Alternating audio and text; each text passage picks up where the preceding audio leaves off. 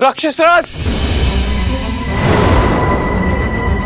राक्षस राज, राम राम राम। महाकपाल, इतने बलशाली राक्षस होकर इतने व्यतीत राम राम राम कर रहे हो। मुख से और शब्द निकालोगे तब व्यथा समझ आएगी। वो राम दशरथ का पुत्र सहस्त्र राक्षसों का संहार करके हमारी ओर बढ़ रहा है। मर्यादा और धर्म का रक्षक राम ऋषि अगस्त से भेंट करने गया है, वही जो जन्म से बली है और कर्म से प्रखर। ऐसे में यदि वो दिव्य अस्त्र राम को मिल गया तो उसे कोई रोक नहीं पाएगा। मैं रोकूंगी।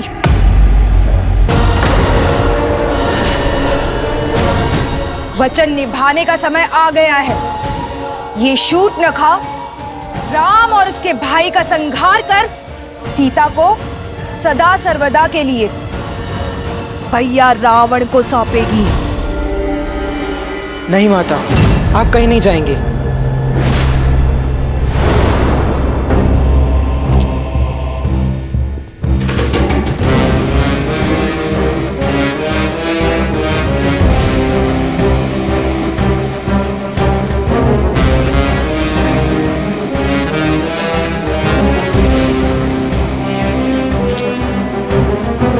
नहीं रुक सकती हूं मैं पुत्र। मैं वचन दे चुकी हूं शंभू। पुत्र के बड़ा होने के पश्चात यदि अगर माता को परिश्रम करना पड़े तो धिक्कार हो ऐसे पुत्र पर। आपके दिए गए वचन का दायित्व मैं उठाऊंगा माता।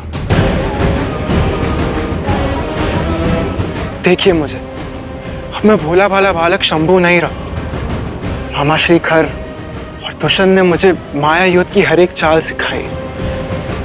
आप इतने वर्षों से प्रयास कर रहे उन दोनों वनवासियों भाइयों को मारने का आज प्रयास करने का अवसर मुझे दीजिए माता। विश्वास रखिए, उन दोनों वनवासियों को मारकर सीता को बंदी बनाने के लिए मैं अकेले ही पर्याप्त हूं। बधाई हो शूर्पणखा।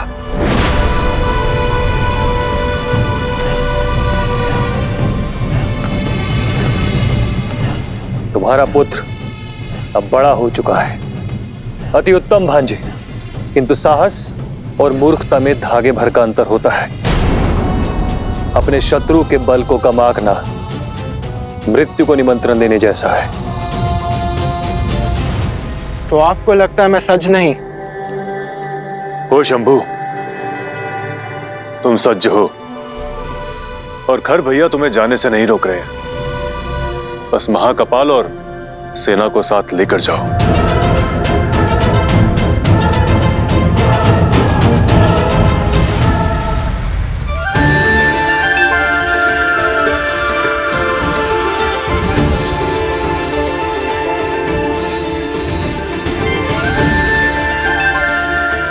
ये दिव्य खड़क तुम्हारा हुआ लक्ष्मण, कर्तव्य निर्वहन में उपयोगी सिद्ध होगा।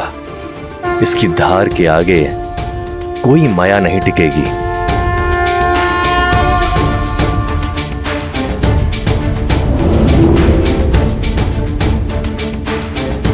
ये विश्वकर्मा द्वारा निर्मित वैष्णव धनुष है।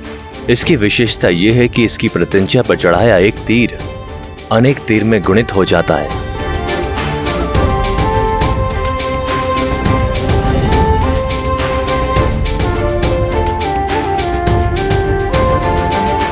ये विशेष प्रकार का तुनीर है। इसके बाण कभी समाप्त नहीं होते।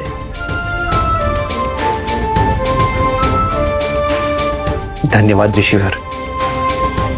आपके आशीर्वाद और उपहार से मैं अपना धर्म निभाऊंगा। इस वन को राक्षसों के प्रकोप से मुक्त करूंगा। सीता, तुम सोच रही होगी कि मैंने तुम्हें कोई शस्त्र क्यों नहीं दिया।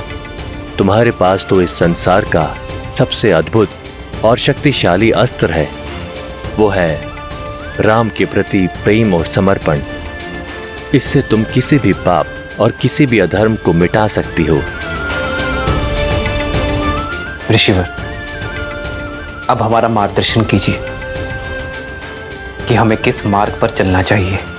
ध्यान और धर्म का गण है पंचवटी। वहीं बसेगी राम और सीता की गृहस्थी।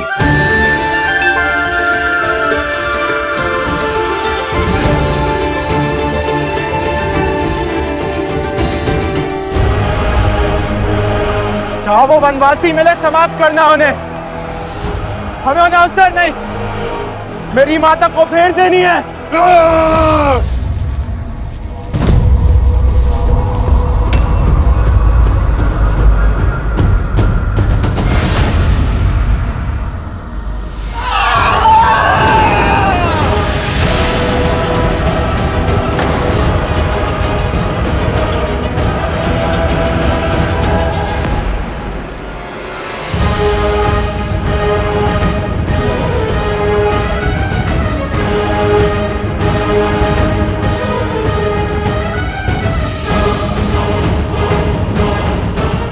मार्ग छोड़ो।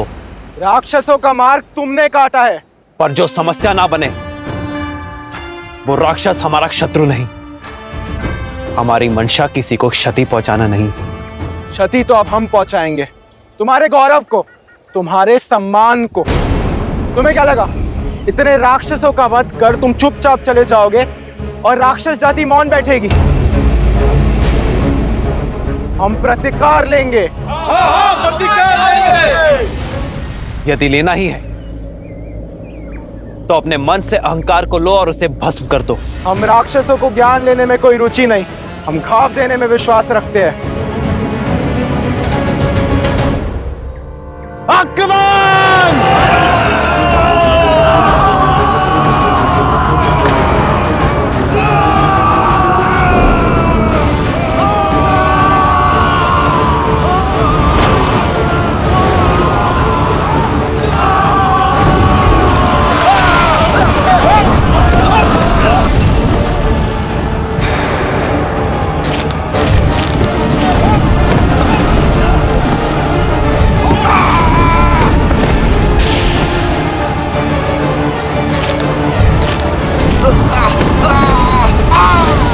ऋषि अगस्त्य की भेंट तो उनकी ही भांति अद्भुत है भैया।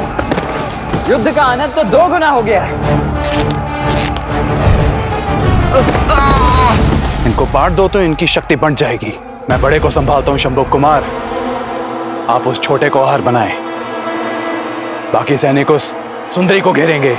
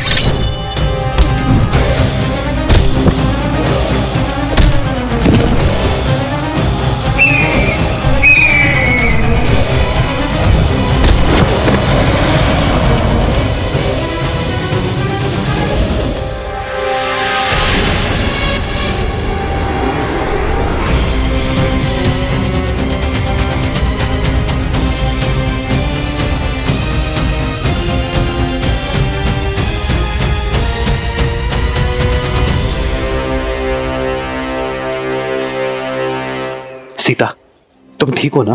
श्री राम और भैया लक्ष्मण के होते हुए मुझे कुछ नहीं हो सकता है।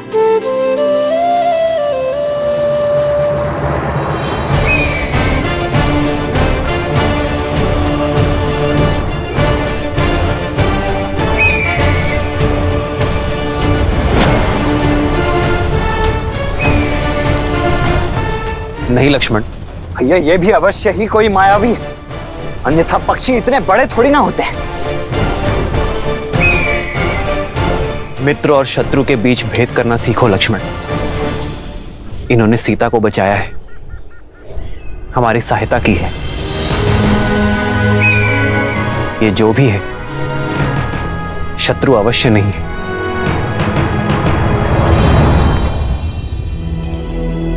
गिधराज से भेंट भई बहुविधि प्रीति बढ़ाई, गोदावरी निकट प्रभु रहे परन ग्रह छाई। आपने मुझे अपना ऋणी बनाया है, उसके लिए मैं आपका आभारी हूं। कृपया अपना परिचय देने की कृपा करें ताकि मैं आपका यह ऋण स्मरण रख सकूं। मित्र के परिवार की सहायता कोई ऋण नहीं है राम। मैं पक्षीराज गरुड़ का वंशज जटायु हूं।